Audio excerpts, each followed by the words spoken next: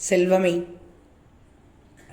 எல்லா மனிதர்களும் மகிழ்ச்சியாக வாழ வேண்டும் என்கிற ஒரே நோக்கத்தோடு தான் வாழ்ந்து கொண்டிருக்கிறீர்கள். ஆனால் எந்த மனிதனாவது மகிழ்வோடு வாழ்கிறார்களா என்றால் அதுதான் இல்லை.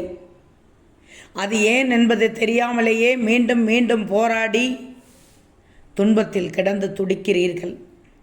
நாம் எப்படி வாழ்கிறோம் என்கிற உணர்வும் இல்லை, எப்படி வாழ வேண்டும் என்ற நோக்கமும் இல்லை. அப்படி இருக்க வேண்டும், இப்படி நடக்க வேண்டும் என்று ஆசைப்படுகிறீர்கள். அதை அடைவதே நோக்கமாக செயல்படுகிறீர்கள். நீங்கள் நினைச்ச மாதிரி நடக்கும்போது நீங்கள் சாதித்து விட்டதாக புரித்து கொள்கிறீர்கள். அப்படி நடக்கலைனா நொந்து விடுகிறீர்கள்.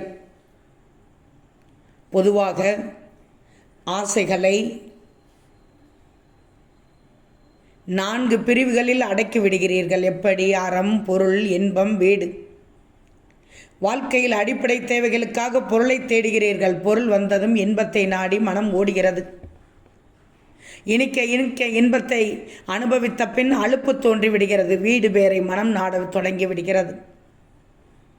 இப்படித்தான் வாழ்க்கை இப்போது நடந்து கொண்டிருக்கிறது. அதில் நடந்து வந்து கொண்டிருக்கிறீர்கள். ஆனால் வாழ்க்கையில் நிம்மதி, மனநிறைவது என்பது மட்டும் இறுதி வரை இல்லை. வாழ்நாள் முழுக்க நாம் ஆசைப்பட்டது இதை பெறுவதற்கே என்பது தெரியாமலே வாழ்க்கை முடிந்தும் போகிறது. ஏன் பிறந்தோம், ஏன் வாழ்ந்தோம் என்பது தெரியாமல் வாழ்ந்து இறந்து விடுகிறார்கள். மற்றவர்களோ பொருள், இன்பம், இதுவே வாழ்க்கை என்ற அர்த்தம் புரியாமல் வாழ்ந்து இறந்து போகிறார்கள். சிலர் மோட்சமே லட்சியம் என்று இன்பம், பொருள் இவற்றை துறக்கிறார்கள். இதுவும் தவறுதான். உண்மையில் வாழ்க்கை என்பது என்ன என்று தெரியாமல் வாழ்பவர்களே அதிக பேர் இருக்கிறார்கள். உலகில் எதுவும் நிரந்தரம் இல்லை. அதே மாதிரி இங்கு நடப்பது எதுவும் நிஜமும் இல்லை. இது ஒரு கனவு மாதிரி. எந்த நேரமும் எதுவும் நடக்கலாம். அதற்காகவா வாழ்க்கையில் இத்தனை ஆர்ப்பாட்டம்? இத்தனை ஆர்ப்பாட்டம் இதற்காகவா என்று யோசித்து பாருங்கள். ஆனால் புரிந்து என்ன பயன்?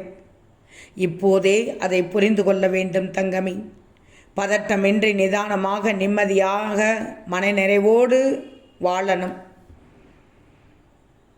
வாழ்க்கையின் எல்லாவித துன்பங்களும் எதிர்கொள்ளலும் வெற்றியும் தோல்வியும் என அனைத்தும் இதில் இருக்கிறது. புரிந்து கொண்டால் வாழ்க்கையை இனிமையாக கடந்து செல்லலாம். ஓம் சாய்ராம்.